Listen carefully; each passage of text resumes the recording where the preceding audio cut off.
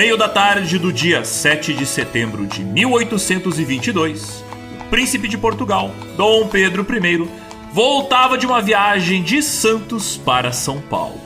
Ele estava subindo a íngreme Serra do Mar e passando pela região do Riacho do Ipiranga, que na época era basicamente um descampado cheio de mato. Dom Pedro estava numa viagem um tanto já bem longa. Embora a distância entre São Paulo e Rio de Janeiro não é lá muito grande, aquela viagem que descia e subia montes de quase 700 metros de altura obviamente tornava tudo isso muito mais difícil. Ele tinha saído de São Paulo, para vocês terem uma ideia, há mais de 13 dias, acompanhado de uma comitiva de umas 36 pessoas e uma pequena escolta armada. Acompanhando o príncipe estavam vários dos seus braços direitos. Por exemplo, seu conselheiro de confiança, o Belchior Pinheiro de Oliveira. Também estava lá o seu secretário, o Luiz Gomes da Silva, também conhecido pelo apelido de Chalaça. Tava lá o primeiro comandante da guarda de honra, o coronel Antônio Leite Pereira da Gama Lobo, que era o cara que criou a tropa de elite que protegia o Dom Pedro, e estavam junto ali também vários outros acompanhantes. Estava presente assim uma espécie de gabinete do Dom Pedro I. E olha que interessante, toda aquela trupe, incluindo o Dom Pedro, estavam montados em mulas ou talvez em burros, mas definitivamente eles não estavam andando a cavalos. Mas como é que você pode afirmar isso com certeza, Zotes? Na pintura eu vejo cavalos. Ora, porque novamente estamos na íngreme Serra do Mar. As mulas são animais bem menores do que cavalos, não é mesmo? Elas são muito mais fáceis de você manobrar em trilhas estreitas e apertadas, e também elas conseguem subir ladeiras bem íngremes com muito mais segurança e facilidade do que esses grandes cavalos. E tinha mais um importante detalhe dessa viagem. Dom Pedro I estava com dor de barriga. Provavelmente por ter comido ou bebido algo estragado e ou contaminado, isso lá em Santos. O coronel que acompanhava o Dom Pedro, o Gama e Lobo, inclusive escreve que já havíamos subido a serra quando Dom Pedro queixou-se de ligeiras cólicas intestinais, precisando por isso apear-se para empregar os meios naturais de aliviar os sofrimentos. Toda essa abobrinha pra dizer que o príncipe tava indo ali pro matagal quando necessário. Se cagando. Basicamente. E assim, eventualmente, próximo ali das 2 horas da tarde daquele 7 de setembro, Dom Pedro foi alcançado por 2 pessoas que vinham a galope. Elas tinham vindo lá do Rio de Janeiro. O Major Antônio Ramos Cordeiro e o mensageiro Paulo Bregaro.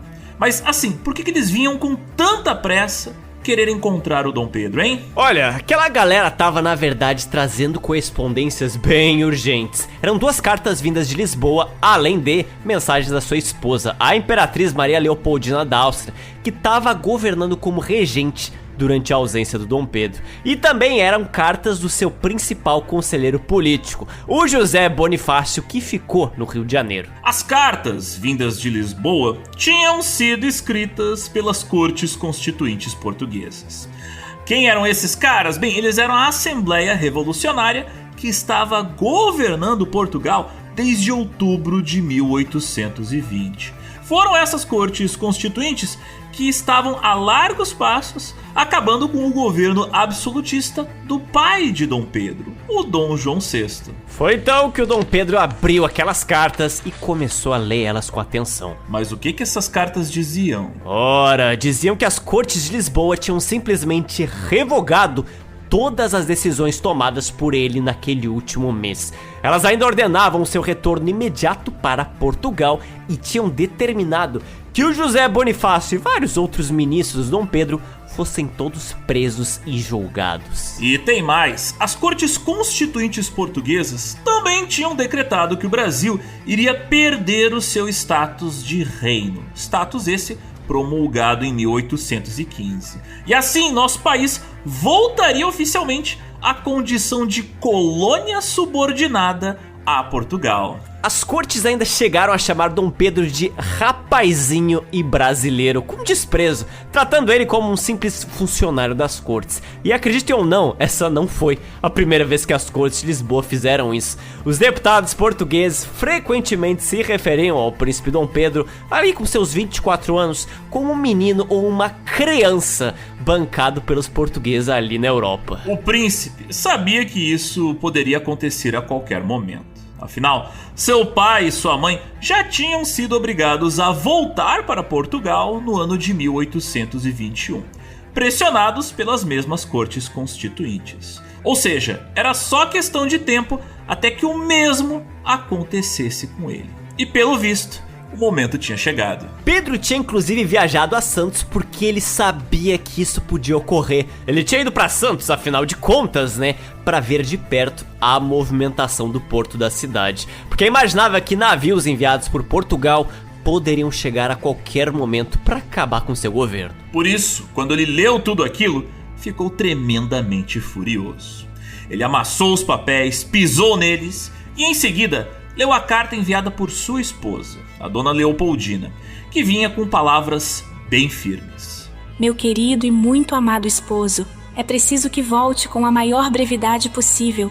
Esteja persuadido de que não é apenas o amor e a amizade que me fazem desejar, mais do que nunca, sua pronta presença, mas sim as críticas circunstâncias em que se encontra o amado Brasil. Só a sua presença, acompanhada de muita energia e firmeza, pode salvá-lo da ruína. As notícias de Lisboa são péssimas. 14 batalhões vão embarcar em 3 naus. Mandaram imprimir suas cartas e o povo de Lisboa tem se permitido toda sorte de expressões indignas contra a sua pessoa. Na Bahia, desembarcaram 600 homens e 2 ou 3 embarcações de guerra. Com essas palavras em mente, Pedro seguiu viagem, pensando em tudo que ele podia fazer naquele momento. Sabe quando você recebe aquele textão pelo Zap e pensa, pera aí, vou pensar o que eu vou responder ou fazer. Por isso que depois de 1h30 de galope, Dom Pedro I então parou, olhou pro seu conselheiro e falou o seguinte: E agora, Padre Belchior? Enquanto o padre ali respondeu que a única saída parecia ser, né, o rompimento com Portugal, a independência, o Dom Pedro então falou na sequência: Padre Belchior, eles o querem, terão a sua conta. As cortes me perseguem, chamam-me com desprezo de rapazinho e de brasileiro. Pois verão agora quanto vale o rapazinho. De hoje em diante estão quebradas as nossas relações. Nada mais quero do governo português e proclamo o Brasil para sempre separado de Portugal. Mas agora vem o grande detalhe que pouca gente conta. A escolta armada que acompanhava o Dom Pedro não tinha ouvido a conversa que ele teve com o padre Belchior, porque eles estavam mais atrás, né? Quando o Dom Pedro foi ao encontro deles para lhes contar do ocorrido, o comandante da guarda, o Gama Lobo, testemunhou a seguinte cena, que segundo ele rolou da seguinte maneira.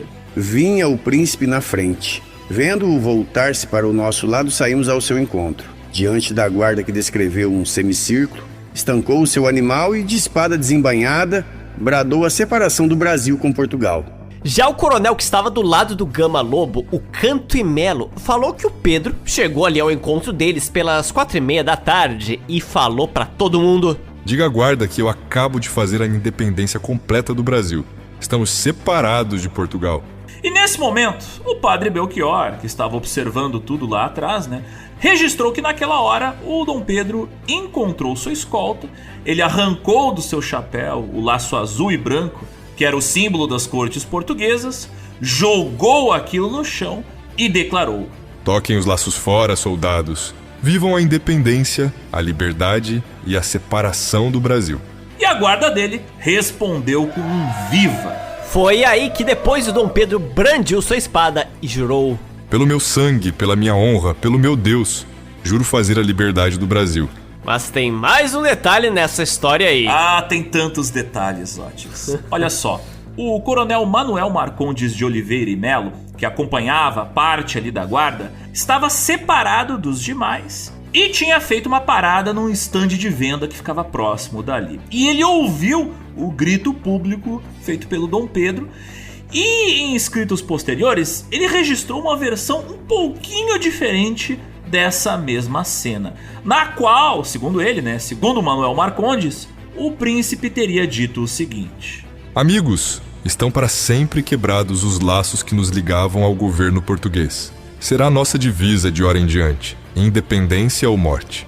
Olha que interessante, Zotes. Nós temos pelo menos 3 versões diferentes da mesma situação, e é em apenas uma delas que é dito o icônico independência ou morte, que a gente tanto ouve falar, né, nas muitas histórias que são contadas sobre a independência do Brasil. Não é curioso como a única versão que há independência ou morte é de um coronel que mais tarde falou o seguinte: eu tava ali na frente comprando umas coisas, e aí eu cheguei perto e ouvi outra coisa.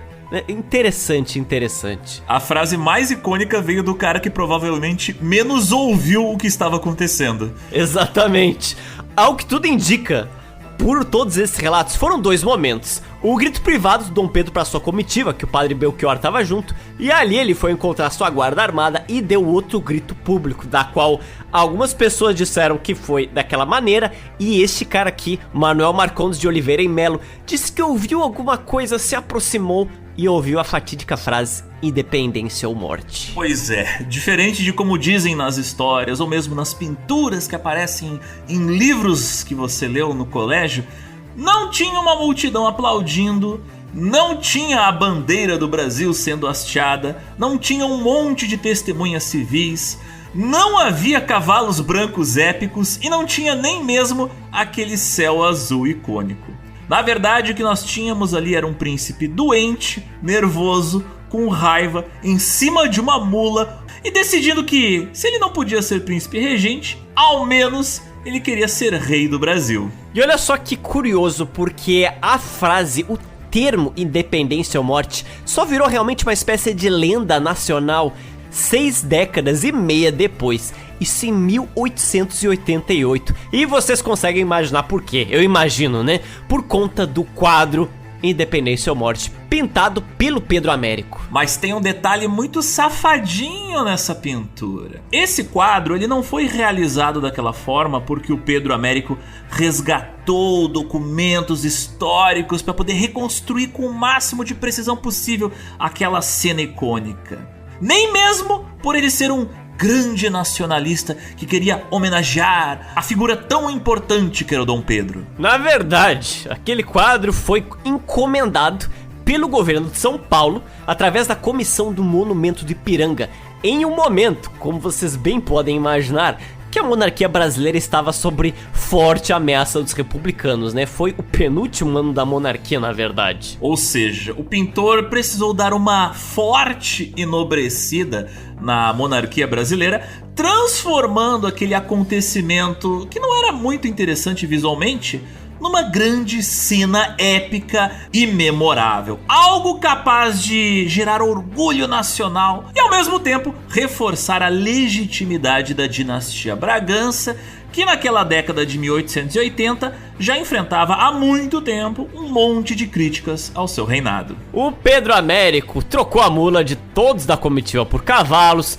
colocou uma espada na mão do príncipe, mas fez então uma sacanagem ainda maior. Ele se inspirou, para não dizer que tirou um xerox, né, da posição das pessoas, da posição dos cavalos, da posição dos soldados, do enquadramento que aparece na pintura Batalha de Friedland, realizada em 1875 pelo pintor francês Jean-Louis Massenet. Essa obra, muito famosa, retrata quem, Zotes? Napoleão Bonaparte. Isso mesmo, ali epicamente cercado por seus soldados franceses que saúdam ele com vivas após uma grande vitória. Mas o que é isso, Joe Pizza espalhando teorias da conspiração? Não é teoria da conspiração, é só comparar as duas imagens. Ambos esses pintores, o Pedro Américo e o Jean-Louis Massenet, ambos estudaram na mesma escola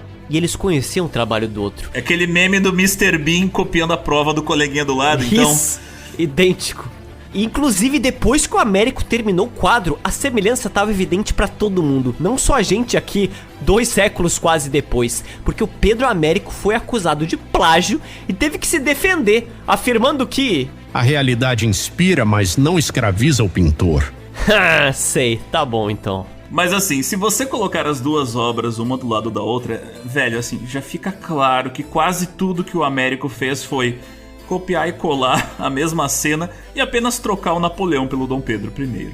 Aliás, isso é até uma grande conveniência, porque o imperador brasileiro era um grande fã do Napoleão e queria se tornar quase tudo o que o usurpador da Europa um dia fez. Sensacional, mas retomando ao que interessa, até mesmo o local exato do dia 7 de setembro não é como aparece na pintura ou nos relatos tradicionais. Alguns estudos modernos falam que aquele episódio ocorreu em uma colina a uns 405 metros do Riacho do Ipiranga. Ou seja, o riacho nem era visível daquele ponto. Na verdade, a proclamação da independência do Brasil aconteceu onde hoje fica a pista de skate do Parque do Ipiranga, lá na cidade de São Paulo. Ou seja, tu vê, né, Dom Pedro I sempre muito radical. Atualmente tem ali na praça, próximo da pista de skate, uma placa que menciona o acontecimento do Grito do Ipiranga. Ué, GeoPizza, mas ali o Riacho do Ipiranga está do lado deste monumento. Mas o rio não era canalizado naquela época. Ou seja, o Grito do Ipiranga tá mais pra um resmungo do Ipiranga de um príncipe que, na real, só não queria ser mais humilhado pelos portugueses. Normalmente a gente escuta duas versões, né, sobre essa história da independência do Brasil. Ou que ela foi um ato heróico, nobre, perfeitamente planejado, ou que foi só um improviso feito por um príncipe com dor de barriga e cabeça quente que estava montado em cima de uma mula. Mas a realidade provável é que não foi apenas um desses casos, e sim uma mistura dos dois. De início foi, obviamente, um ato impulsivo, né? Porque todo ato real de coragem, até mesmo que fosse planejado, começa como algo impulsivo, algo meio, não aguento mais isso aqui, depois que você processa as consequências. E logo depois, quando ele encontrou com a sua guarda pessoal formando ali um semicírculo, Dom Pedro I já parecia mais confiante, né? Ele brandiu a sua espada, jurou pela honra e arrancou do seu chapéu o simbólico laço português. Naturalmente, a sua comitiva espalhou apenas a parte mais épica da história, onde ele estava, né, se proclamando mais decidido, mais firme. Tal como a gente escolhe ali a melhor foto pra postar no Instagram, sendo só um recorte da realidade, a galera da monarquia também escolheu a melhor parte da história da independência pra contar. Então bora lá, Zotes, continuar desmistificando esse que é um dos períodos mais complicados, mais cheio de detalhes bagunçados ali da história do nosso Brasilzão? Bora lá, que hoje tem. Hoje tem. Hoje tem mula, hoje tem dor de cabeça e dor de barriga. Muita dor de barriga.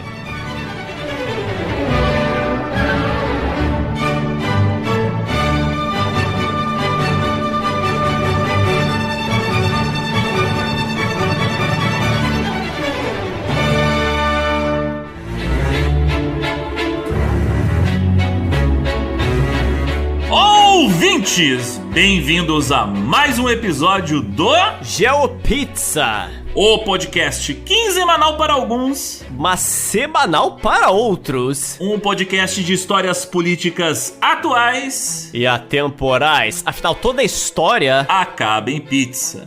Meu nome é Alexander Demusso e eu estou aqui em uma procissão muito longa de dias de viagem. Minha bunda está doendo, não é porque vocês estão pensando, é porque eu estou no lombo de um burro. Ou seja, é um burro em cima do outro, né? Mas tem uma pessoa inteligente nessa equipe, aqui do meu lado, também montada em cima de um burro. Quem é ele? O nosso cavalheiro platinado. Que honra, que honra. Obrigado, sou eu, Rodrigo Zotes. Mas assim, peraí, calma um momento. Pra gente entender como é que o Dom Pedro está aqui, na Serra do Mar, como é que ele decretou a independência, a gente tem que rebobinar um pouquinho a fita, não é mesmo? Porque no nosso episódio passado, ele não estava na Serra do Mar. Na verdade, ele estava preparando sua viagem para ir para São Paulo. A gente deu a gente pulou um pouco alguns dias de viagem, mas é fundamental entender por que o Dom Pedro saiu do seu conforto Rio de Janeiro e foi para São Paulo, e por que diabos, quando ele estava voltando para a corte, decidiu proclamar a independência. Pois é, precisamos entender o que ele fazia nas lamacentas e íngremes estradas da Serra do Mar. Então, vocês se lembram da Junta de São Paulo? Aquela galera que nós mencionamos no episódio anterior do Dom Pedro I e do Dia do Fico? Então, esse governo autônomo criado pelos paulistas que não reconhecia Lisboa e tinha sido oficializado pelo próprio José Bonifácio, que era seu vice-presidente, bom, lá começaram a acontecer alguns atritos bem preocupantes. De um lado estavam os conservadores ligados ao presidente da Junta Paulista, o João Carlos Hohenhausen. E do outro lado estavam os liberais, ligados ao José Bonifácio e aos seus irmãos, especialmente ao Martim Francisco Ribeiro de Andrada, que era secretário do Interior e Fazenda da província de São Paulo. E embora José Bonifácio fizesse parte desta junta de São Paulo, ele estava morando no Rio de Janeiro, né? Já que ele trabalhava com o príncipe e nem sempre ele conseguia se fazer presente nas reuniões da junta. Isso incomodava algumas pessoas por motivos óbvios, né? Mas mesmo do Rio de Janeiro, o José Bonifácio tentava puxar uns pauzinhos da junta paulista para fazer o que, Alexander? Para beneficiar ele e os seus irmãos, para fortalecer o seu grupo e tocar o seu próprio projeto de governo. Então assim, o cara é carioca na prática, mas é paulista por esporte. Olha que interessante. Mas fica jogando nos dois times, né? E quando os paulistas querem ter mais autonomia de governo, um cara do Rio de Janeiro fica incomodando eles. Olha a audácia deste Bonifácio. Só que em determinado momento, obviamente, o Bonifácio começou a perder o controle da situação para os paulistas conservadores, que começaram a isolar o Bonifácio e seus irmãos das decisões da junta. Diante disso, o que o Bonifácio fez? Ele apelou para o seu chefe, Dom Pedro I. A pedido do José Bonifácio, o príncipe regente mandou o presidente da junta paulista, o Hohenhausen, ir até o Rio de Janeiro para prestar contas. Oficialmente era só uma convocação para ter uma conversa. Será mesmo? Será que não era um puxão de orelha? Será mesmo? Vem aqui pro Rio de Janeiro, venha prestar contas. Na prática, era uma forma de tirar ele do comando da junta paulista sem precisar demiti-lo diretamente. E de quebra, isso abria um espaço para que os aliados do Bonifácio começassem a influenciar ainda mais a província. Porque pensa só, o Hohenhausen fora de São Paulo, quem é que será que ia assumir a presidência da junta paulista? Quem era? Um cara chamado de Martim Francisco, que era aliado do José Bonifácio. Olha que conveniente. Só que assim, os conservadores da junta paulista não eram tão burros assim, eles perceberam aquela manobra. Foi então que um dos aliados de Hohenhausen, um cara chamado Francisco Inácio de Souza Queiroz, foi atrás de apoio popular para impedir que o Hohenhausen fosse embora. E a situação saiu do controle totalmente para os liberais, porque a população invadiu o prédio da junta paulista, pressionou os vereadores e, na marra, obrigou a Câmara a afastar os dois liberais ligados ao José Bonifácio e seus irmãos, afastando assim o Martim Francisco e o Brigadeiro Jordão. A gente devia voltar a fazer política de maneira mais direta, né? Nessa época a população era mais envolvida com as coisas, olha que legal. Bater na porta dos políticos, todo mundo deveria fazer isso. Mas assim, o Martim Francisco acabou preso e levado para o Rio de Janeiro.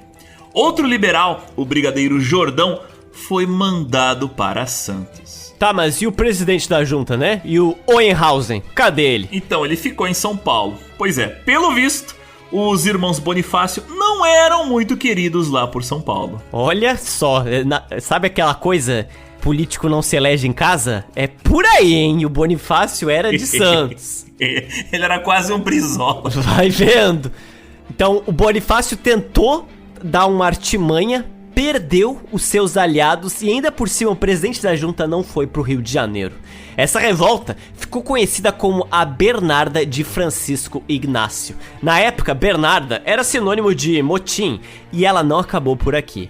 Porque com medo de perder o apoio da Junta Paulista para os conservadores, em 25 de maio, o Dom Pedro, lá do Rio de Janeiro, mandou uma ordem que era o equivalente a uma bomba nuclear. Ele dissolveu o governo paulista por inteiro, assim, simplesmente falou que ia dissolver tudo. Ia fazer novas eleições para uma nova Junta Paulista. Mas quando ele ia fazer as eleições, isso ele não deixou claro. E isso aqui seria um padrão das manobras de Dom Pedro I, que iria acompanhar ele até o fim do seu governo. O cara era extremamente controlador. Sempre quando alguma situação política desagradava ele dissolvia as juntas e as organizações. Se ele já estava fazendo isso e nem era imperador, ele ainda era príncipe regente nessa época, tá, gente? Que fique muito claro. Imagina o que ele não iria fazer quando ele tivesse uma coroa sobre a sua cabeça. Pois é. Depois que ele dissolveu a Junta Paulista, ele enviou tropas para Santos e também para a capital, para São Paulo, para evitar que os conservadores tomassem o poder de novo. Mas olha só a confusão que deu.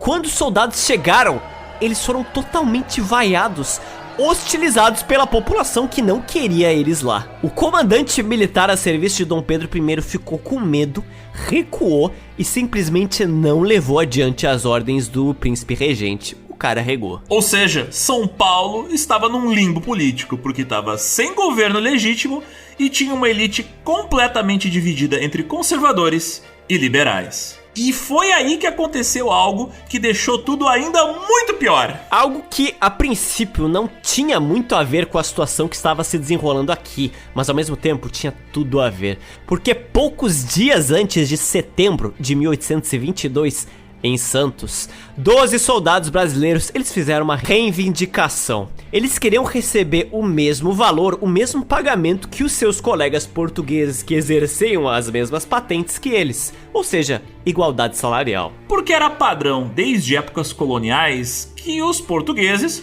fossem pagos mais que os brasileiros, embora ocupassem os mesmos cargos. Mas assim, o que esses 12 soldados brasileiros receberam ao questionar o salário dos portugueses? A forca. Oh meu Deus, eles queriam dinheiro, ganharam corda. Pois então, os 12 foram condenados e enforcados. A notícia correu muito rápido pela província, que já estava em chamas, e causou uma enorme revolta. Afinal, para muita gente, aquilo era a prova de que brasileiros e portugueses continuavam sendo tratados de forma totalmente desigual, mesmo vestindo a mesma farda, mesmo servindo as mesmas bandeiras e, mais importante de tudo, que nacionalidade era Dom Pedro I, Alexander? Ele era português. Isso aí era um prego no sapato dos brasileiros que queriam se ver livres de Portugal. Então tu vê que São Paulo tá virando um barril de pólvora. E que já tá pegando fogo, tá, gente? Já tá pegando fogo. Dom Pedro I precisava fazer alguma coisa para apagar aquele incêndio. Afinal, São Paulo era o estado que abastecia o Rio de Janeiro com alimentos, gado, café e até mesmo tropas de soldados. Além disso, tem um pequeno detalhe, que o Vale da Paraíba já estava nesta época virando um dos motores econômicos de todo o Brasil, com uma nova elite cafeira surgindo ali.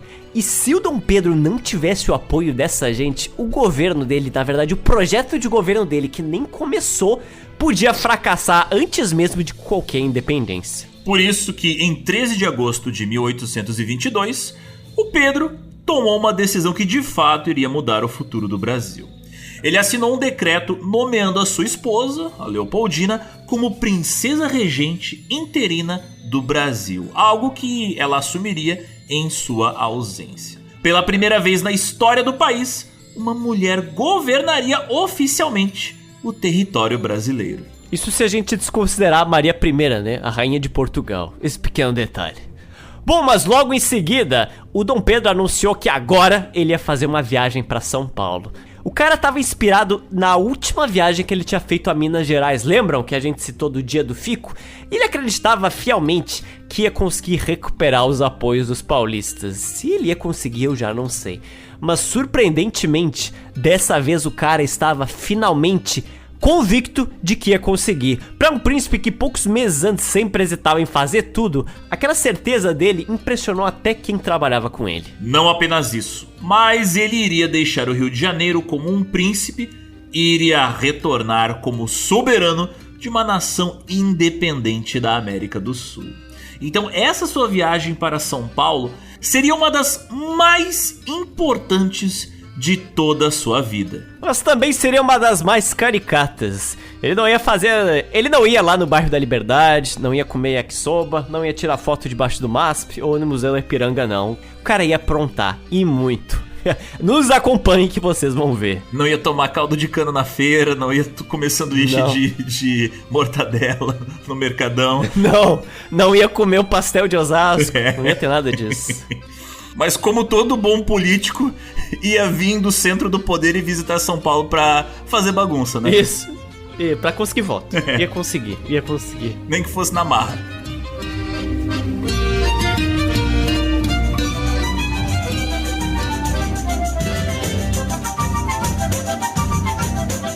Na manhã do dia 14 de agosto de 1822, começou a longa e inesquecível viagem de Dom Pedro I até a província de São Paulo. Ele partiu da Quinta da Boa Vista acompanhado de 30 homens, e entre eles estava o seu infame escudeiro, o Chalaça, e o militar Francisco de Castro do Canto e Melo, que curiosamente era irmão da futura Marquesa de Santos. Tá, peraí, mas quem é essa Marquesa de Santos, Otis?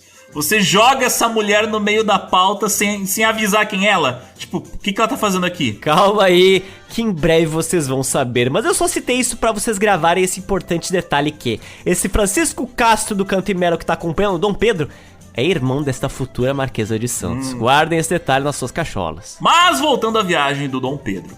A primeira parada da comitiva dele foi na fazenda de Santa Cruz, uma enorme propriedade que era de posse da família real e que ficava no oeste do Rio de Janeiro. Aquele lugar servia como residência de campo da corte e foi ali que o Dom Pedro passou boa parte da sua juventude. Foi lá que eles fizeram os últimos preparativos, ajustaram as bagagens, confirmaram as rotas e organizaram a comitiva.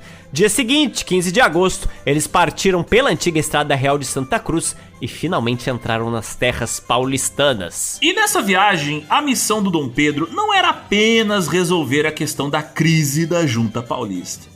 Ele precisava também firmar alianças com fazendeiros do Vale do Paraíba e preparar o terreno para a independência. Vamos ser sinceros, o cara criou um monstro, né, que foi a Junta de São Paulo. Ele criou um Godzilla.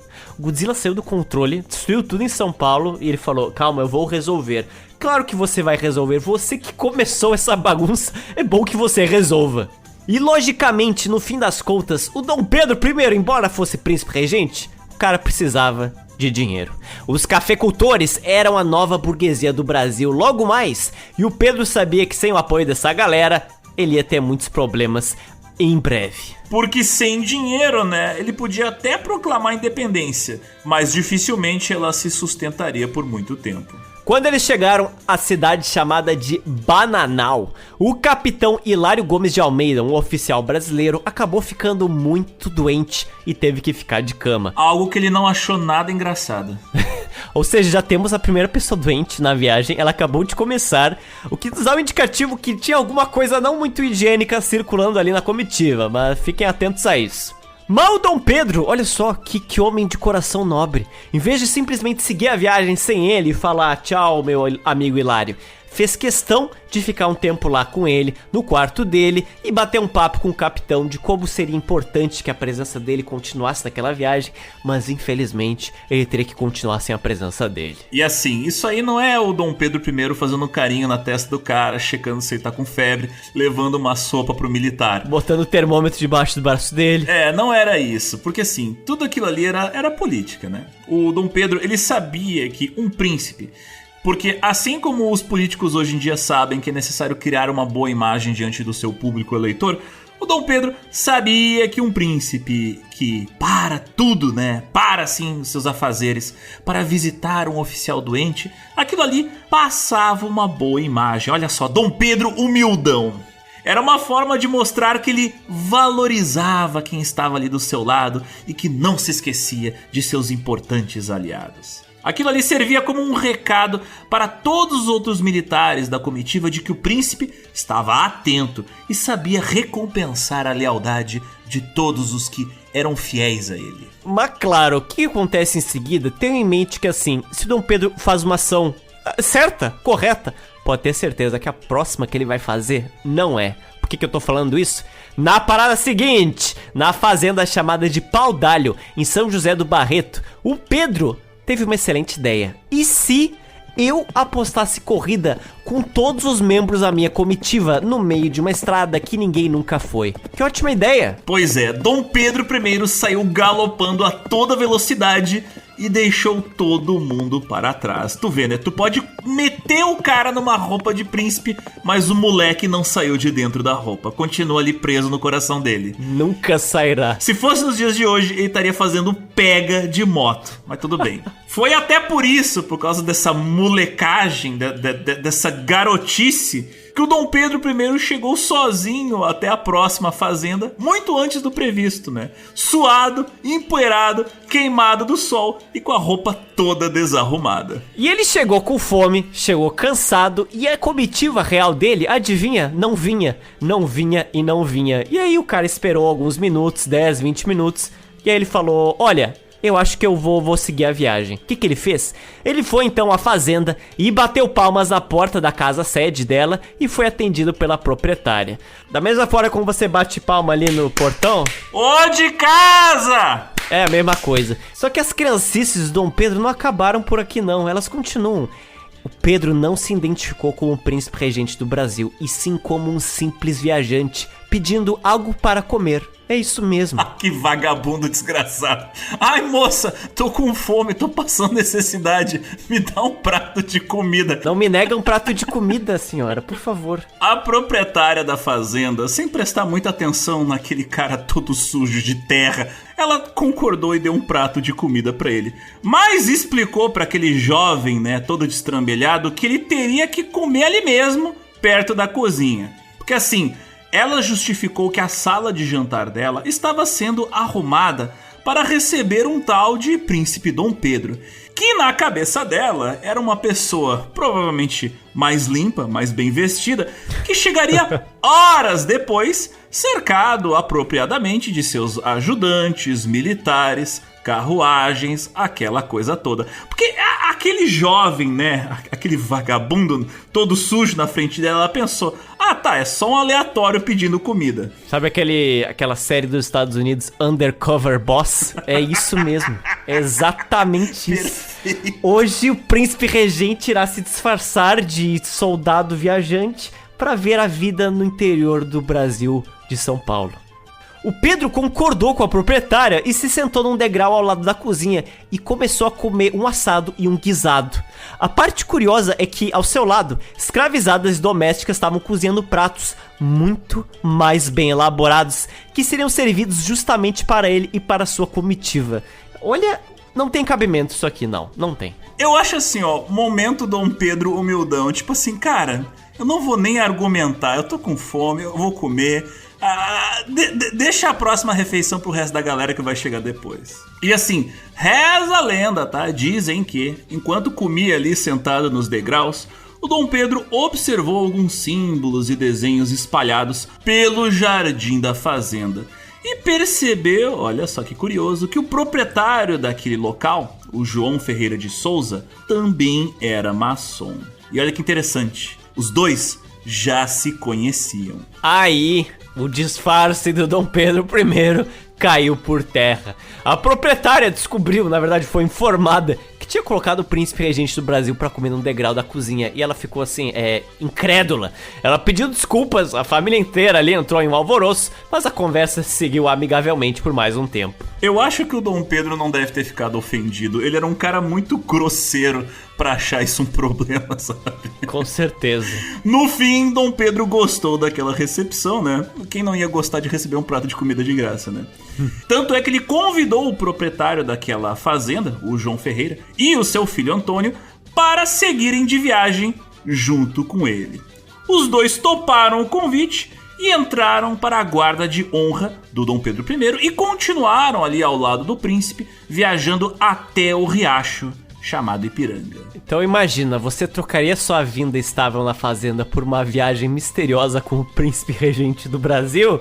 Pelo visto, muita gente sim. Olha, Zotis, é uma oportunidade de ouro de fazer um networking, sabe? Tipo assim, imagina você viajar no tempo, 30 anos no passado e tu saber que o Bitcoin vai bombar, entendeu? Esses caras aqui são investidores quando o Brasil tá prestes a começar. Olha que interessante. Então os caras não são burros, não.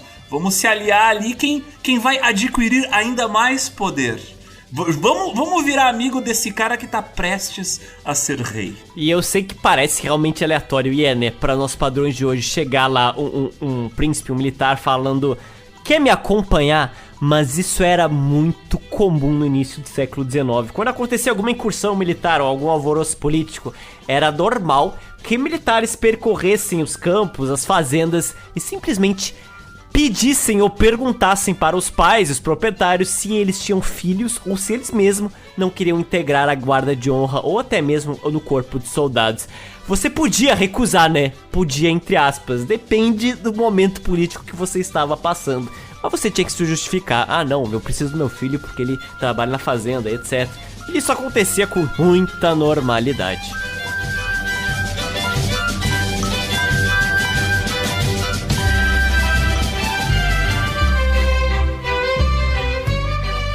Logo depois que o restante da comitiva finalmente alcançou o faminto Dom Pedro, né, que agora estava de barriguinha cheia, a viagem pôde continuar.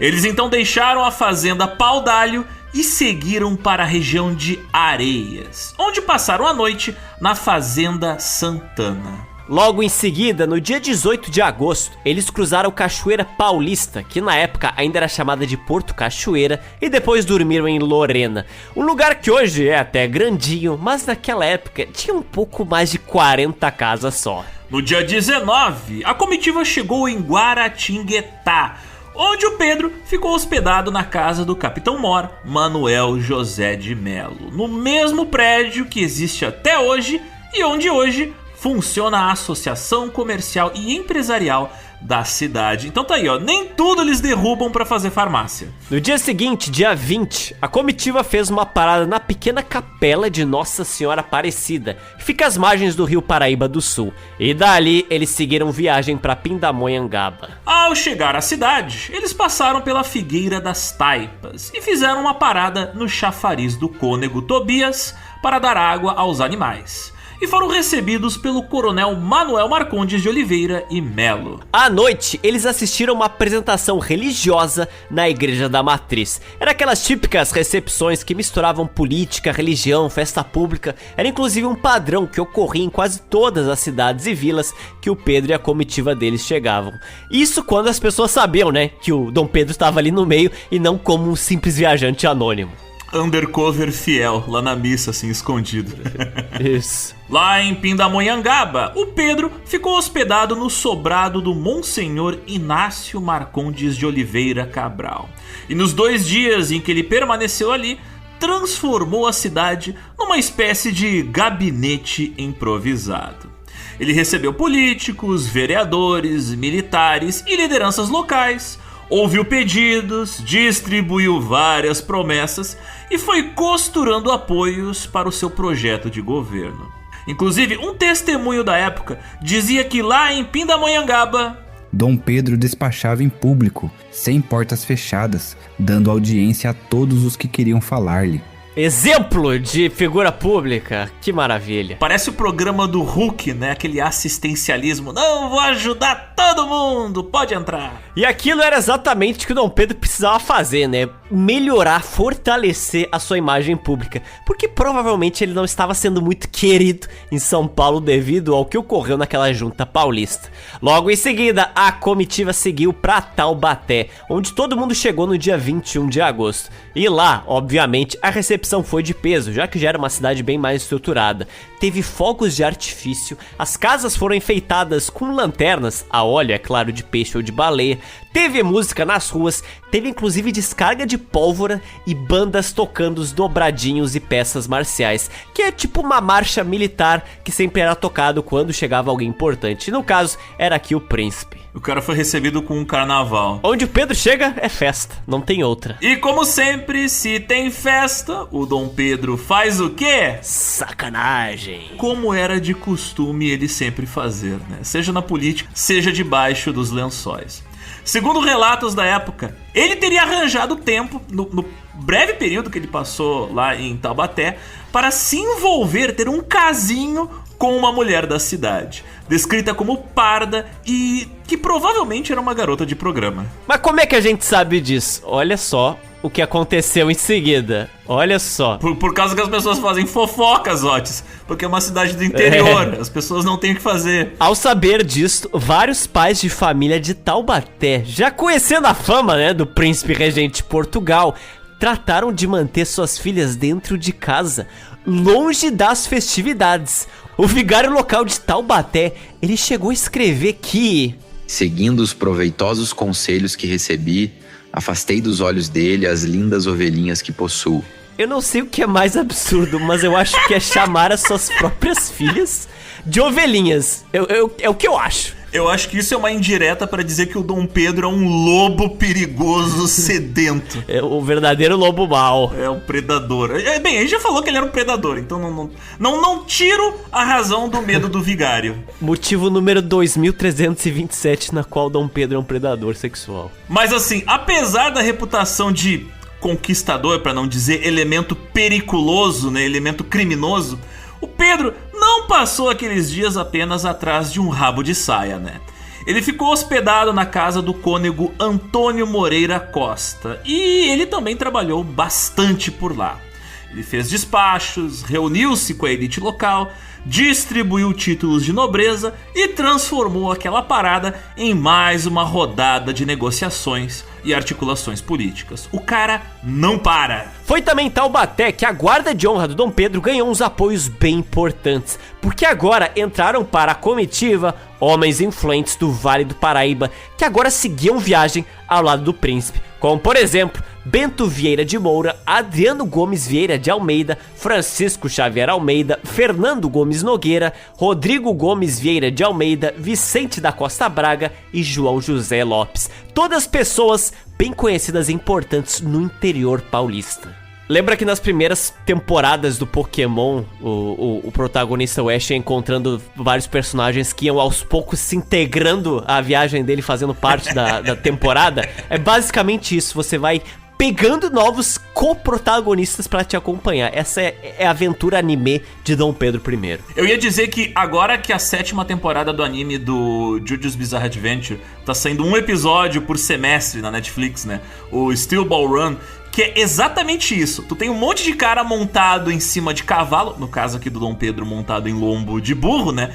Mas assim, um monte de gente utilizando quadrúpedes pra ter uma viagem cheia de aventuras e atribulações em busca de um objetivo bastante difícil. É isso aqui, é o Steel Ball Run do Dom Pedro. E diferente da Netflix, não lançamos episódios a cada semestre não, viu? E vocês ainda reclamam que sai de vez em quando, o GeoPizza sai a cada 2 semanas. Mentira, tem gente pior. O custo-benefício do GeoPizza é infinitamente melhor do que Netflix, Amazon. O nosso conteúdo é melhor e sai com mais frequência, tá?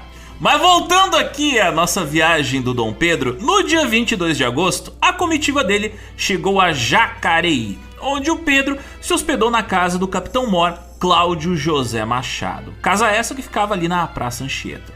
É uma casa que anos depois seria infelizmente demolida e hoje é uma droga de um estacionamento. Sensacional! A única lembrança que sobreviveu desse tempo foi um brasão do Brasil Imperial, que depois foi transferido para a Igreja da Imaculada Conceição e tá lá quase esquecido. Pô, seria mais distópico se o brasão do Império tivesse ainda nesse estacionamento. Isso seria sensacional. Na manhã seguinte, temos um problema, Alexander.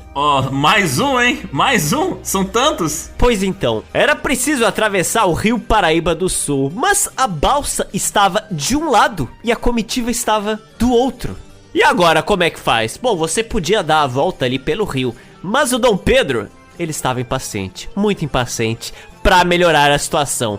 Ele então disse o seguinte, falou que ele mesmo ia buscar a balsa.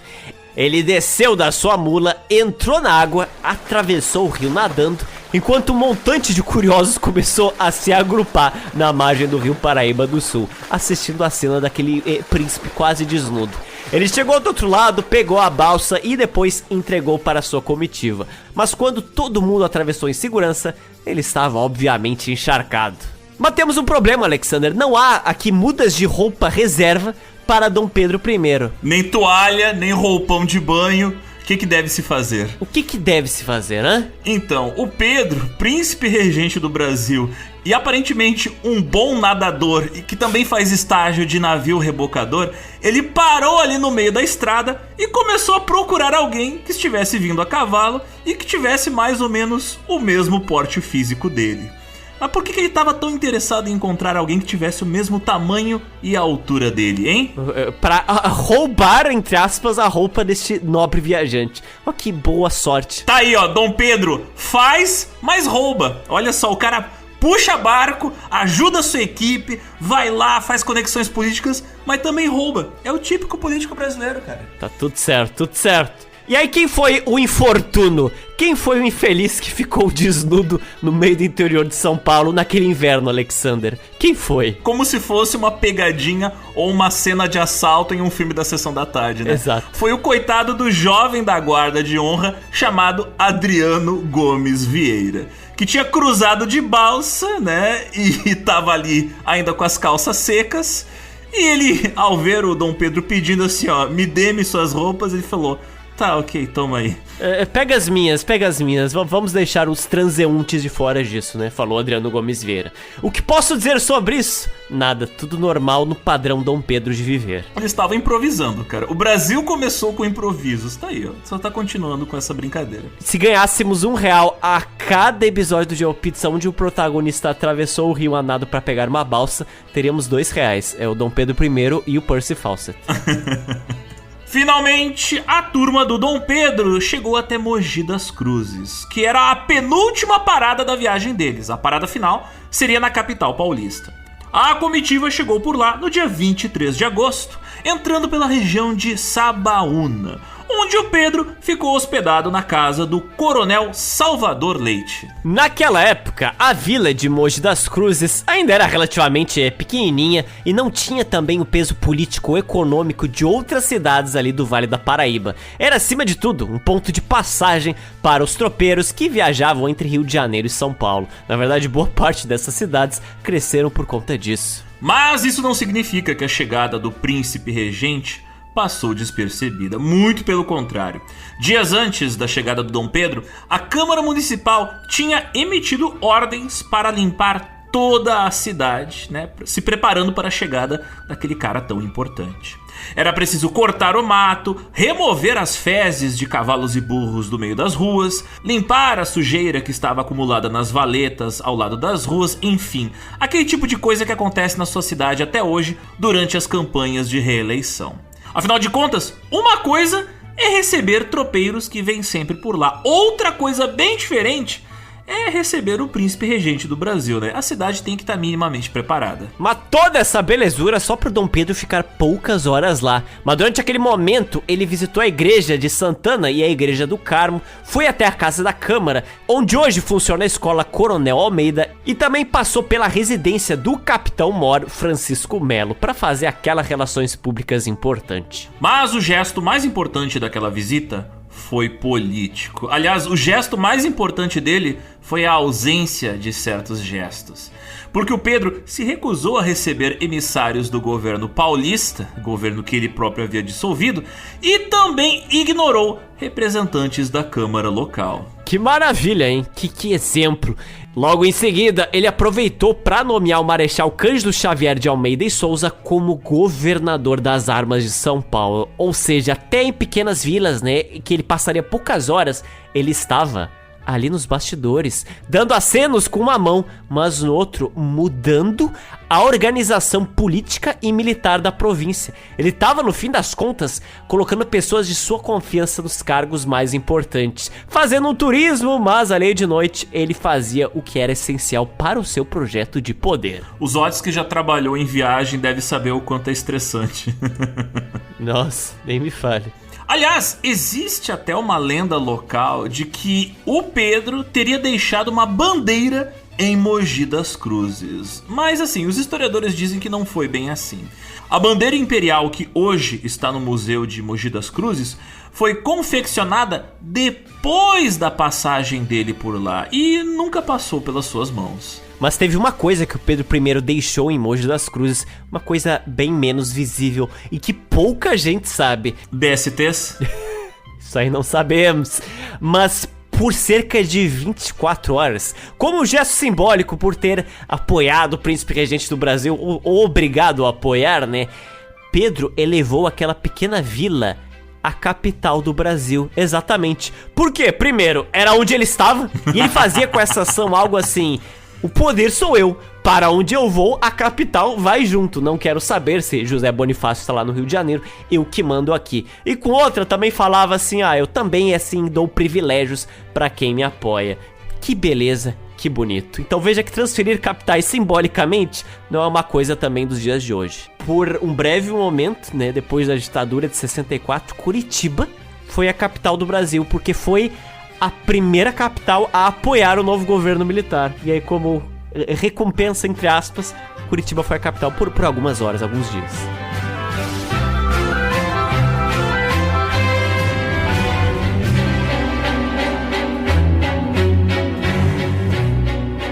E em 25 de agosto, depois de 11 dias de estrada, a comitiva de Dom Pedro finalmente chegou à capital da província de São Paulo. A entrada deles na cidade foi bem oficial, assim, bem celebrada. Vereadores, religiosos e a população local estavam todos reunidos em frente à Igreja do Carmo para receber o regente e os seus companheiros. Logo em seguida, o Dom Pedro convocou novas eleições, recompôs a junta provincial que ele mesmo tinha dissolvido lá no Rio de Janeiro, lembram?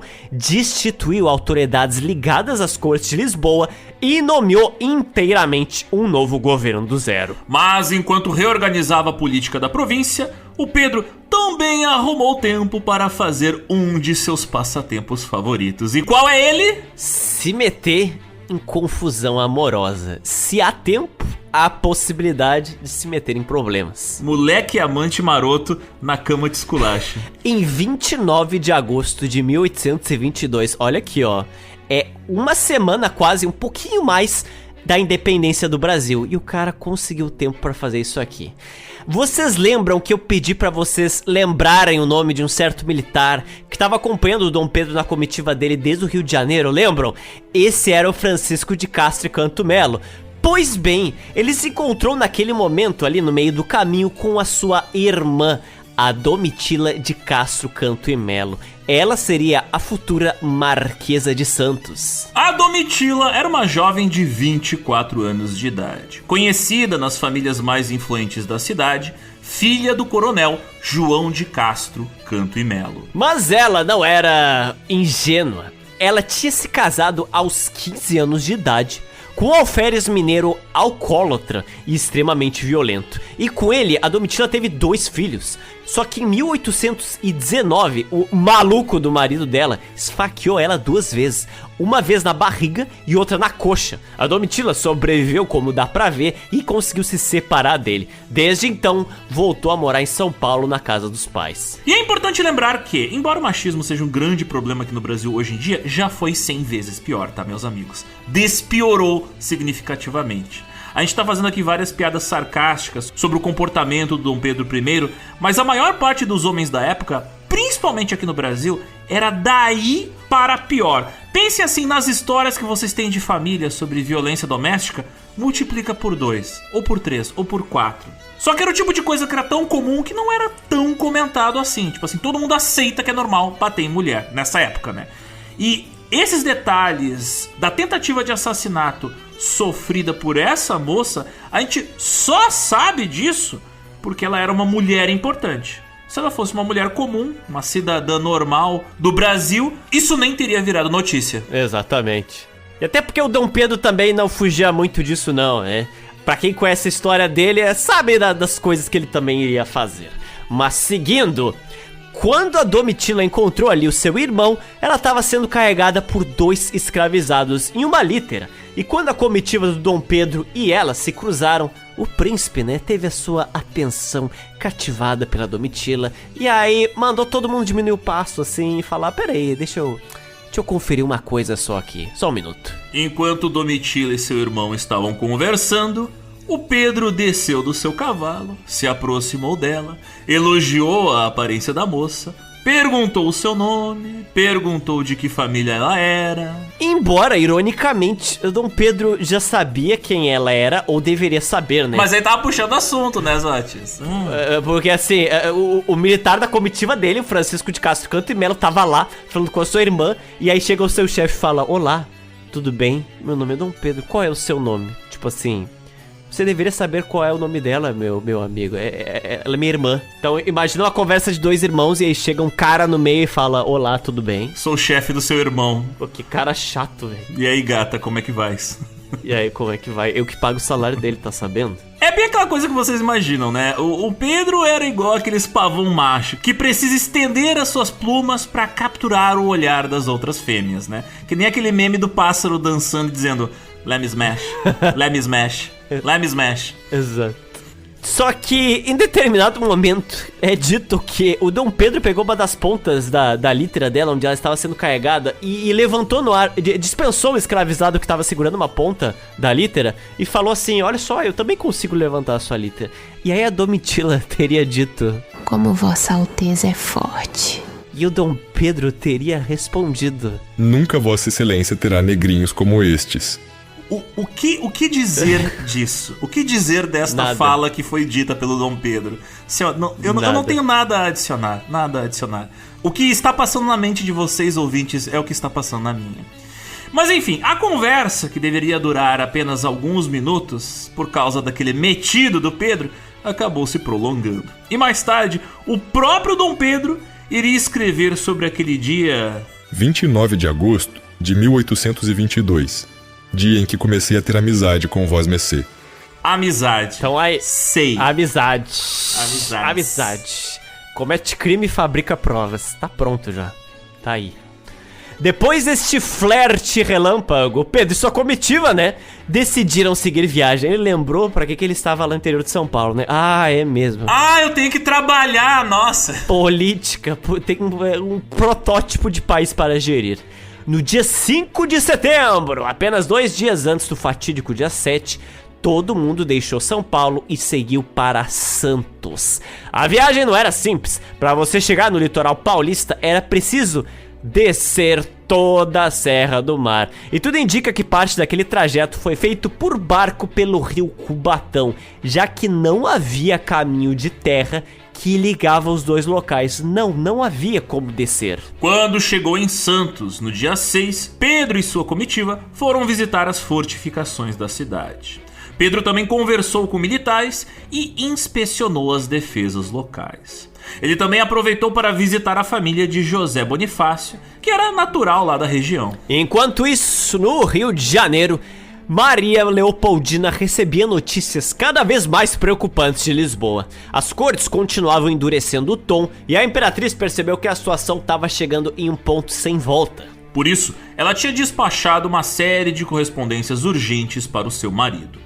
Uma delas, escrita em 29 de agosto, foi colocada nas mãos do mensageiro Paulo Bregaro, que havia deixado o Rio às pressas, provavelmente entre os dias 4 e 5 de setembro. Foi uma dessas cartas que ela escreveu que a gente leu no início desse episódio, em que a Leopoldina alertava que as cortes tinham ordenado o embarque de 14 batalhões para o Brasil, em que a população de Lisboa estava atacando Dom Pedro publicamente. Na madrugada de 7 de setembro, sem saber exatamente o que estava prestes a acontecer, Pedro iniciou o caminho de volta para São Paulo. Para isso, ele e os seus homens precisavam subir a famosa calçada do Lorena, que não tinha nada de calçado, né? Era uma estrada íngreme de terra que percorria cerca de 700 metros de desnível através de mais de uma centena de curvas da Serra do Mar. Então assim, era um barranco muito comprido que eles tinham que subir. Segundo o padre Belchior Pinheiro, que estava ali parte da comitiva, naquele dia o Dom Pedro começou a ficar mal, começou a ficar bem mal. Eu acho que é o karma, né? Veio todas as coisas ruins que ele fez naquela viagem, começou a atacar ele. Ou vamos dizer que, fazendo agora, né, a retrospectiva, a gente começou com o dia 7 de setembro nesse episódio, mas a gente fez aqui uma retrospectiva de 2 semanas. Vocês conseguem ver que motivos pra ele se sentir mal não faltaram, né? Primeiro, o cara nadou no rio, correu de cavalo debaixo do sol, comeu coisa estranha em lugar estranho, transou com pessoas estranhas em lugares estranhos, comeu restos de comida de desconhecidos, fez o escambau. Então, assim, eu fico aliviado que ele ficou mal, porque se ele não estivesse, eu acho que esse cara teria uma saúde de ferro, a maior saúde que o Brasil já viu. Olha, ele podia até ter uma saúde de ferro, mas assim, depois de tanto desgaste, ela enferrujou, né? Venhamos e convenhamos. E cansado, doente, coberto de poeira da estrada e subindo a serra sentado no lombo de uma mula, foi nesse estado que o Dom Pedro encontrou aquele mensageiro, o Paulo Bregaro, por volta das 4:30 da tarde do dia 7 de setembro de 1822. E é aí que acontece o que a gente narrou no início desse podcast. O resto é história.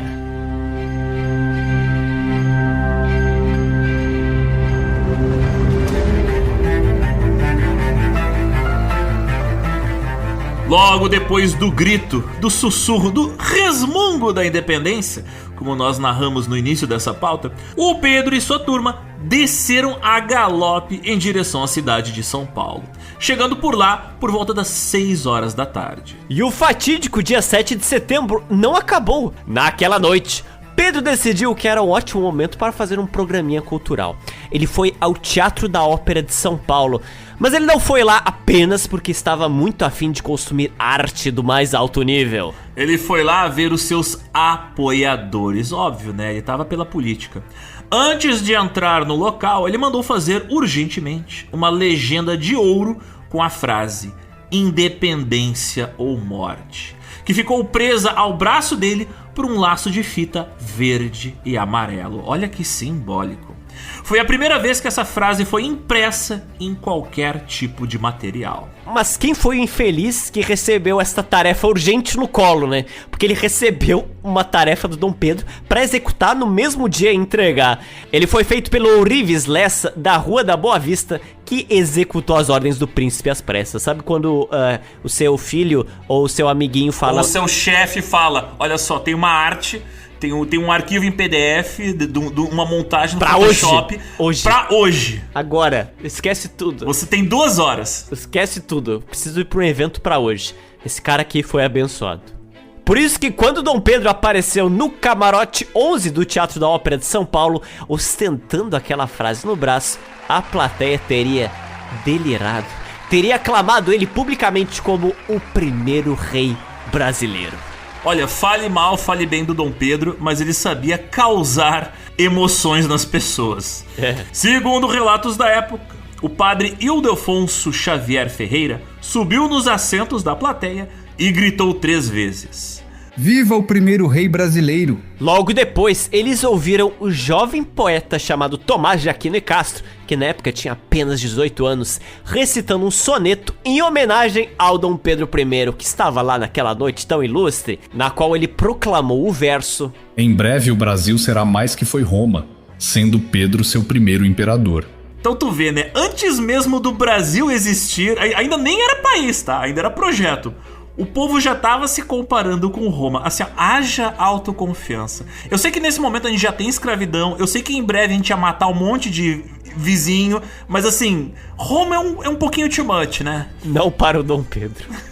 Naquela noite ainda, o próprio Dom Pedro deu uma de músico e falou assim: Não, eu serei a atração desse teatro. Saia daí, que é minha vez. Ele sentou ao piano. Quer dizer, só sentou para tocar o piano, né? Eu acho que ele não sentou em cima do piano, mas eu não duvido nada. E tocou uma composição própria, sim, by Dom Pedro. O que o cara tocou? O que ele fez? Aí começam as versões. Porque assim, as lendas dizem que ele teria improvisado na cabeça dele uma melodia, né, durante a viagem pela estrada naquele mesmo dia. E aí chegou a noite e ele tocou essa composição que ele fez na cabeça dele durante as últimas horas. Que loucura. E que o mestre de capela, André da Silva Gomes, foi quem fez a partitura às pressas para fazer a execução ao vivo dessa música. Só que essa informação vem de uma fonte publicada originalmente em 1909 por um cara chamado Eugênio Egas. E assim, muitos historiadores questionam a veracidade ou não desse conto. Porque, infelizmente, não existe documentação comprovada pelos jornais ou pelos relatos das pessoas que estavam no teatro sobre o que exatamente Dom Pedro tocou naquele piano. O que ele fez sair daquele instrumento musical? Mistérios, apenas especulações. Uma segunda versão dessa história diz que talvez ele tivesse tocado no piano uma composição também própria dele, mas que já era mais antiga, né? E que foi adaptada para aquele momento. Tem até algumas fontes que dizem que ele tocou, na verdade, o hino da independência. Mas isso aí é mentira, tá? O hino do Brasil só iria ser composto 2 anos depois, em 1824. Então, a menos que tenha o Marty McFly com o DeLorean trazendo pra ele a partitura, eu duvido que isso tenha acontecido. O melhor palpite é que o Dom Pedro I mandou um solo de piano muito louco de alguma música que ninguém anotou o que era. Eu não sei se isso quer dizer que foi ruim, porque assim, quando é algo bom, as pessoas saem comentando, né? Creio eu. Então talvez não tenha sido algo muito interessante. Ele pode ser. Logo em seguida, ainda no teatro, naquela mesma noite, depois que o Dom Pedro saiu do palco, né? Depois que ele teve o seu momento de não, peraí, eu tenho que ser o protagonista desta porra. Aí ele voltou pra sua cadeira, né? E todos puderam assistir ao que de fato as pessoas tinham se preparado para vir assistir naquele dia. Que era a apresentação da peça O Convidado de Pedra.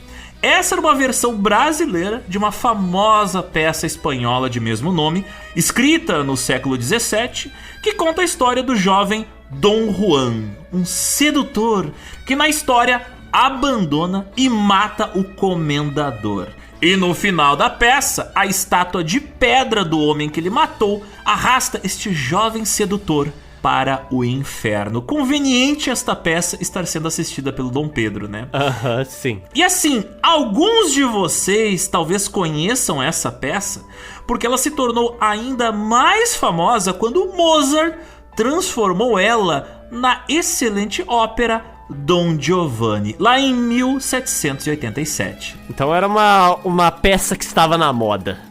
E a escolha desta peça é muito irônica, né? Você tem o Dom Juan como protagonista e você tem na plateia Dom Pedro I, olha só, que já tava com a sua fama de pegador por toda a corte, assistindo a história de um sedutor que foi punido pelos seus pecados. Será que o Dom Pedro tava prestando atenção nessa história, Alexander? Ou ele tava no seu Zap Zap, ele tava ali no Tinder, o que ele tava fazendo? Não sei, olha, eu não duvido que ele não estivesse tentando olhar em volta à procura de mulher, não duvido nada. Ele estava fazendo isso de uma outra maneira. Dom Pedro, Dom Pedra, Dom Juan, Pedrada do Dom Pedro, é tantas conexões. Mas assim, tem mais uma camada em cima dessa história, mais uma camada de ironia, olha só. O Dom Pedro, ele abandonou a peça antes dela terminar. Olha que falta de respeito pelos atores. Porque, supostamente, o nosso galante príncipe regente tinha um compromisso muito importante. Mas pra onde ele tava indo com tanta pressa? Pra onde? Então, antes dele ver o desfecho do sedutor da peça, que ele se dá mal, Dom Pedro falou, não me interessa, vou sair. É isso aí. Não interessava porque ele foi lá só pra fazer política, né? Venhamos e convenhamos, ele foi só pra aparecer. Ele foi pra fazer campanha política, é isso que ele foi fazer lá. Ele foi lá pra tocar a Adele, foi só isso. Muitos cronistas acham que ele foi se encontrar com a Domitila de Castro. Aquela que ele tinha conhecido anteriormente, há um pouco mais de uma semana atrás. Ou seja, de dia o príncipe viaja, de tarde ele proclama a independência, de noite ele vai no teatro e de madrugada ainda tem tempo pra trair sua esposa. É um grande gerenciador de tempo. Olha só, se pá, ele tava vendo a peça e pensou, pô, essa peça é sobre chifrar. Pois é, eu tenho que chifrar minha esposa. Aí ele saiu. Isso me faz lembrar que... Já venho aí, gente. Tem uma corna que precisa de mais um chifre, vamos lá. Coitada da mulher. A mulher trabalhando pelo Brasil e o cara falou, na real... Preciso transar. Já sei o que eu vou fazer. Alguns historiadores, como o Cipriano Barata, chegaram a especular que Chalaça e Domitila eram amantes mancomunados para extrair o máximo de proveito possível do príncipe. Ou seja, talvez existisse um triângulo amoroso onde o imperador era a peça que faltava. Olha a reviravolta que essa teoria propõe. Que loucura. E nós temos provas de algumas dessas coisas. Por quê? As cartas que Dom Pedro começou a trocar com Domitila claramente mostram um homem um tanto dodói da cabeça, para dizer o mínimo. Ele apelidava a sua amante de Titila.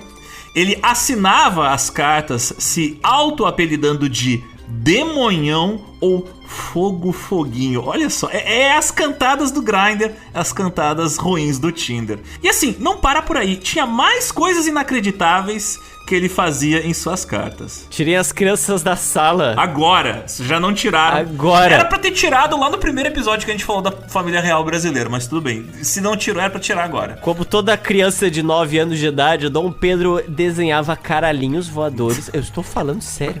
Ele desenhava o seu pênis ejaculando, sim. E não contente com isso, além de ferrar com a vida dos carteiros e mensageiros, ele colocava dentro das cartas amostras de seus pelos pubianos. Como ele assinava uma prova de fidelidade. Exatamente. Fidelidade. Ai, meu Deus. Mas tu parar pra pensar, Zotes, se esse cara tivesse um celular, ele ia ficar mandando foto do pinto dele. É o mesmo comportamento dos caras hoje em dia. É foto de pau. Só que na época, como ele era um artista, né, tocava piano e tudo, não, vou mandar uma aquarela de meu belo pênis. Eu acho que nem foi aquarela, acho que ele nem se prestava pra isso. Não, eu tô brincando, mas ele tava lá desenhando pintos para você. Cara, imagina, nada muda, né, cara? Nada muda. Hoje mulher recebe foto de pinto e ele, Dom Pedro, tava mandando desenho de pinto. Puta merda. Mas assim, sensacional. Dia seguinte, 8 de setembro, o Pedro, ele publicou uma proclamação chamada de Carta Dirigida aos Paulistas, onde ele reafirmava oficialmente a separação do Brasil de Portugal. O texto, ele foi copiado e fixado em vários pontos da cidade, em vários posts, foi postado em vários lugares. E marcou a primeira vez em que a frase independência ou morte apareceu escrita em um documento oficial. A carta começava com as seguintes frases: Honrados paulistanos, o amor que eu consagro ao Brasil em geral, e à vossa província em particular, por ser aquela que perante mim e o mundo inteiro fez conhecer primeiro todo o sistema maquiavélico, desorganizador e facioso das cortes de Lisboa. E no meio do texto vinha a frase que entrou para a história: A divisa do Brasil deve ser independência ou morte. Sabei que quando trato da causa pública, não tenho amigos e válidos em ocasião alguma. No dia 9 de setembro, Dom Pedro nomeou uma junta governativa para a província de São Paulo. Uma nova junta, né? Não é igual a anterior. Já que ele explodiu a junta anterior. Eu quebro, eu conserto. Nada mais simples e honesto da parte dele. Logo depois, na madrugada do dia 10 de setembro, às 5 da manhã, ele partiu em viagem rumo de volta ao Rio de Janeiro. A distância entre São Paulo e Rio de Janeiro era, e acredito que ainda seja, aproximadamente de 634 quilômetros. Uma viagem que normalmente se levava de 8 a 12 dias naquela época. Mas, hiperativo do jeito que o príncipe regente era, Dom Pedro fez este trajeto em apenas 5 dias e meio. Não contente com isso, estava inclusive chovendo torrencialmente, as estradas estavam todas enlamadas, mas o cara conseguiu chegar em um tempo recorde pra época. O Dom Pedro é aquele comercial zoado do exército brasileiro.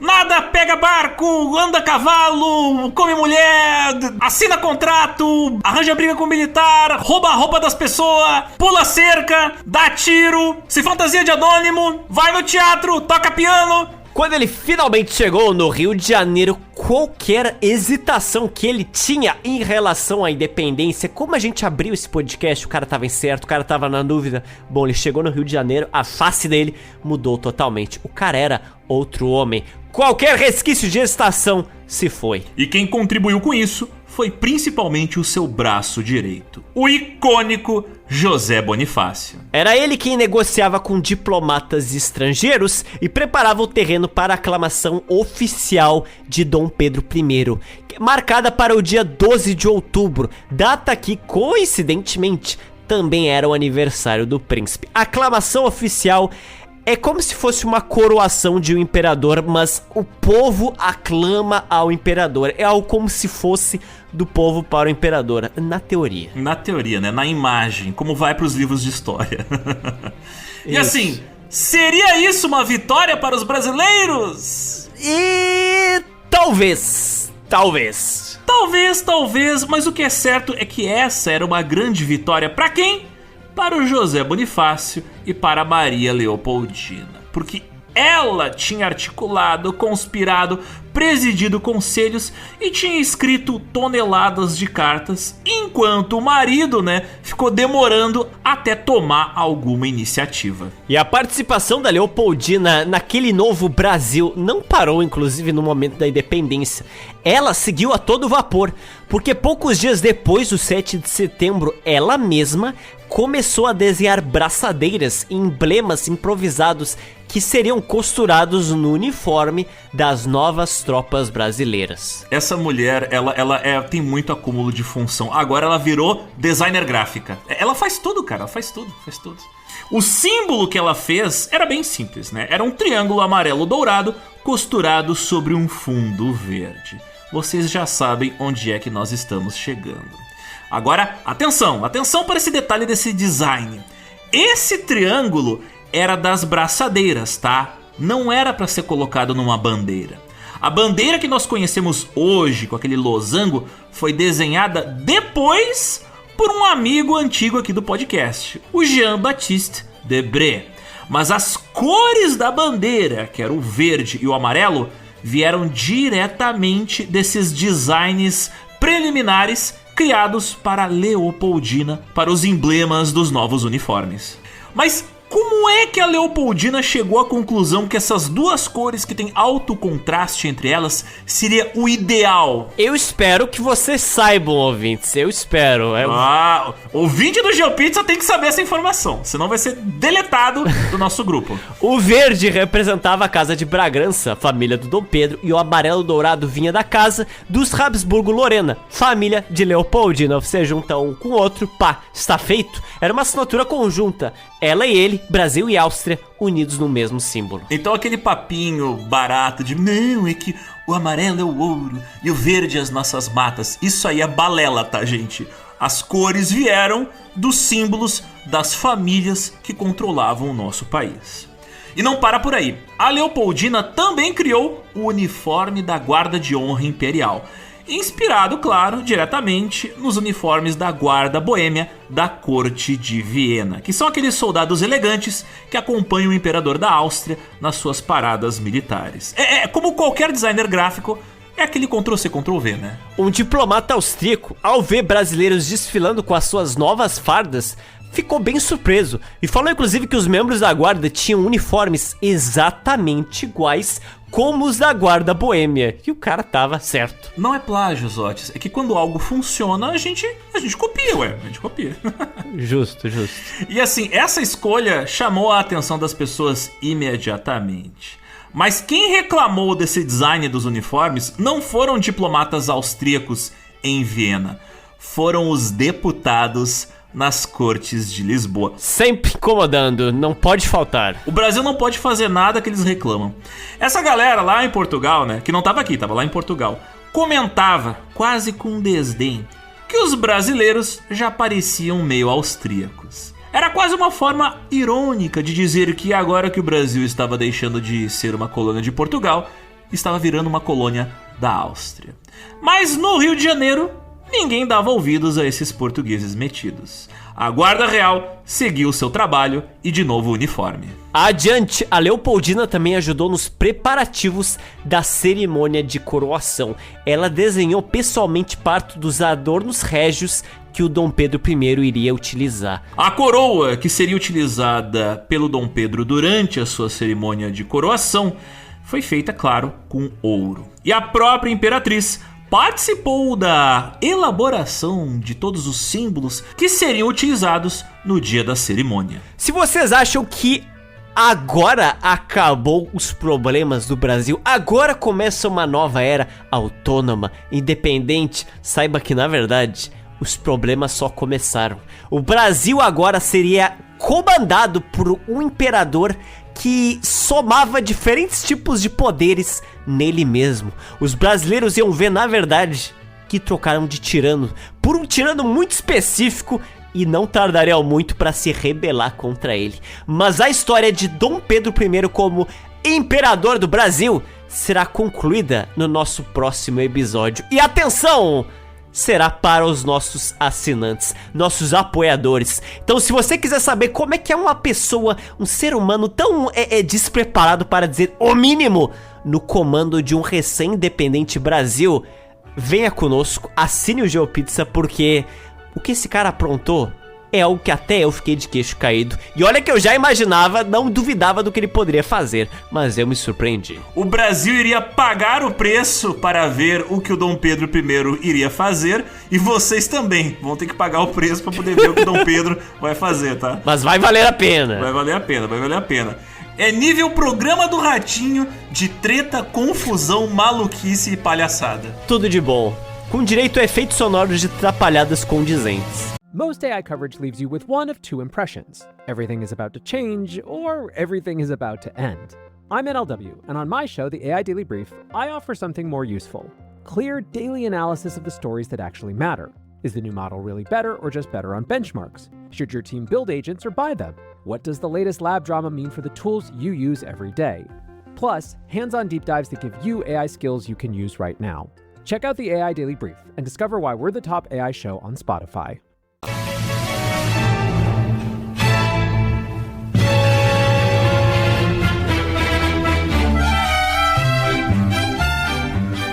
É chegada então a hora das nossas dicas culturais, o cardápio da semana, sempre tão pedido pelos nossos ouvintes. É a saideira, é o momento onde vocês recebem mais informação que não apareceu durante aqui a nossa pauta.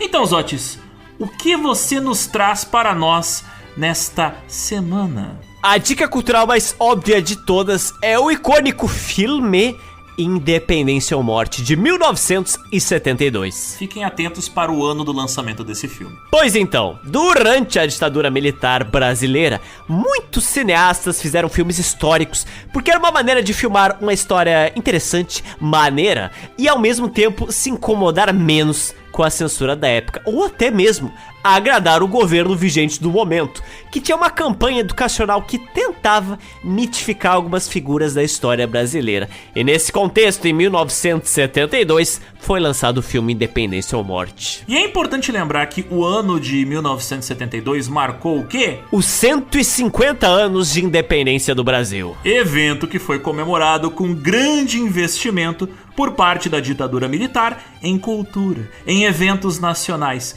incluindo a produção desse filme. Um dos objetivos dessa obra era fortalecer o sentimento nacional patriótica e otimista, exaltando a figura mitificada do Dom Pedro I como se ele fosse um grande herói.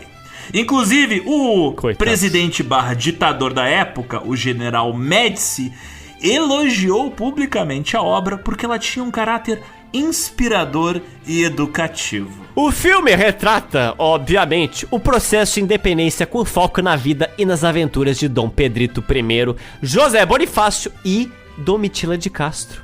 E como sempre é o caso de filmes sobre o Dom Pedro, nosso primeiro imperador, ele é interpretado por um dos galãs de seu tempo. E nessa época, o maior dos galãs das novelas globais era quem, Alexander?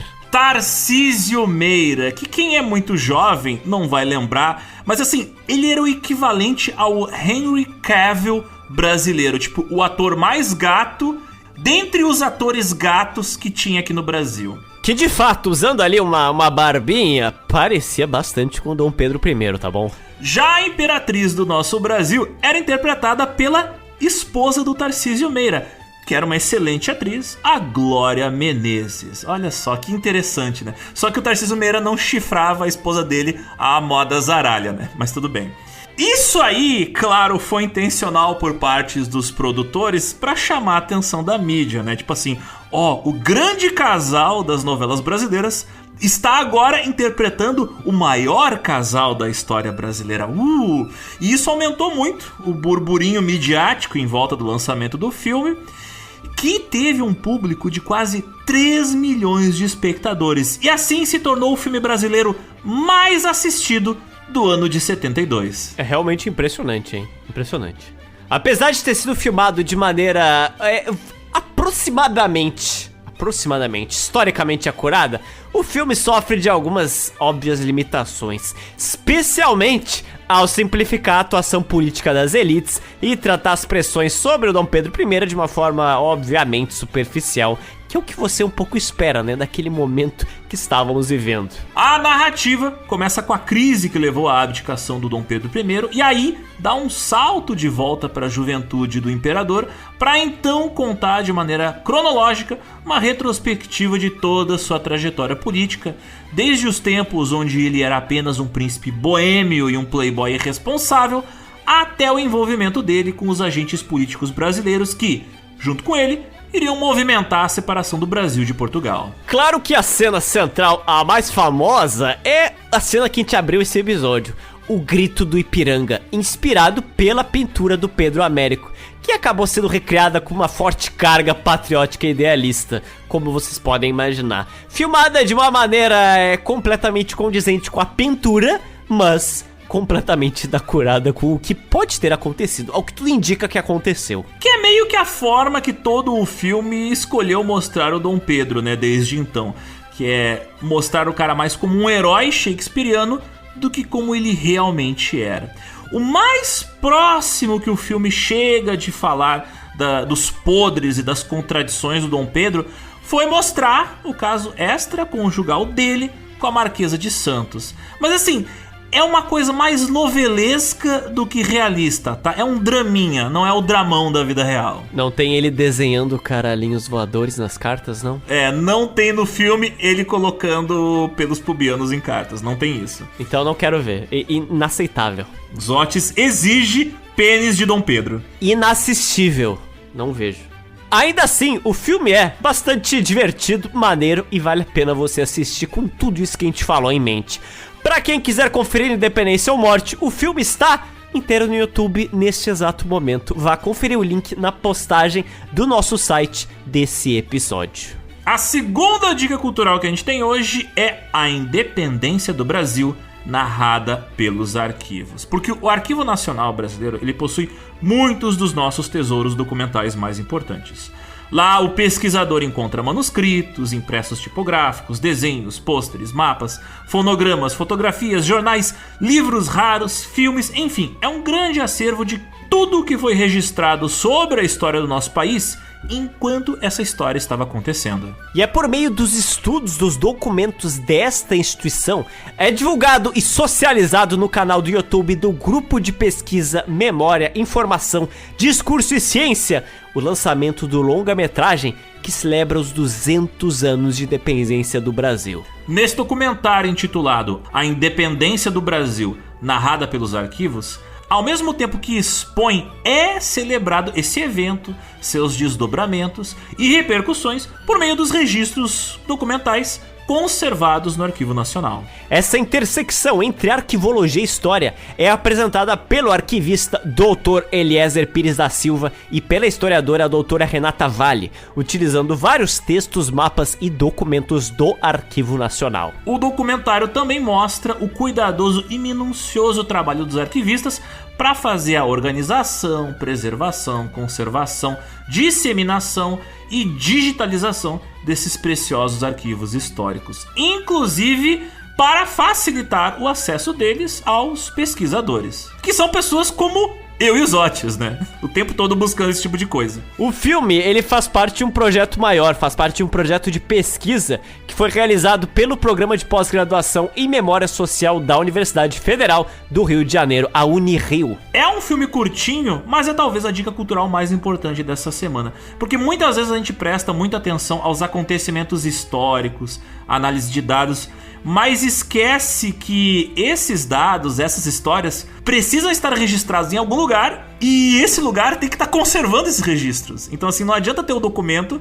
se ele tá mofado, ou apodrecendo, ou tá molhado, ou tá pegando fogo, né? Tem que ter alguém cuidando deles. E é claro, é fundamental até mesmo aqui para nós, do GeoPizza, que essas instituições de preservação estejam ativas, sejam celebradas e, acima de tudo, muito bem financiadas, principalmente pelo governo de preferência, para que a gente possa fazer também essa divulgação científica. Enfim, esse documentário você encontra inteirinho no YouTube e o link dele vai estar na postagem desse episódio. Então é isso, meu fiel escudeiro Alexander. Em cima de lombos de burros, nós trouxemos a fornada definitiva da independência do Brasil? Será? Definitiva não, porque ainda tem muita treta esperando no forno, pronta para ser servida nos próximos capítulos deste drama muito brasileiro e muito pedroso.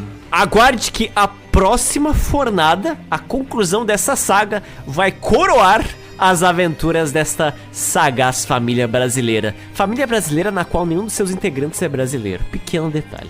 Mas o Brasil importa, rouba e agora é nosso.